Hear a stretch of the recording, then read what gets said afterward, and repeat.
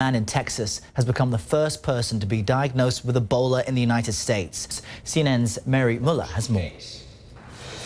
The Centers for Disease Control and Prevention says the first patient to be diagnosed with Ebola in the U.S. is being treated in Dallas, Texas. The bottom line here is that I have no doubt that we will control this importation or this case of Ebola so that it does not spread widely in this country. The CDC says the patient flew to the U.S. from the West African nation of Liberia on September 19th and began to have symptoms 4 or 5 days later.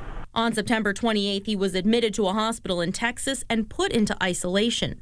He then tested positive for Ebola. So any contact this person had over those 4 days between when they became ill and before they were in isolation, they need to be found, they need to be put in isolation, they need to be monitored for 3 weeks. Health officials say they are trying to track down any immediate family or people the patient had contact with. Still, they say there is a low risk of the disease spreading, and it's not contagious until someone shows symptoms. Since the patient wasn't sick on the plane to the U.S., health officials don't want people who traveled with him to panic. We do not believe there's any risk to anyone who was on the flight at that time. The CDC isn't sure how the patient contracted the disease. As for his condition, they will only say he is ill and under intensive care.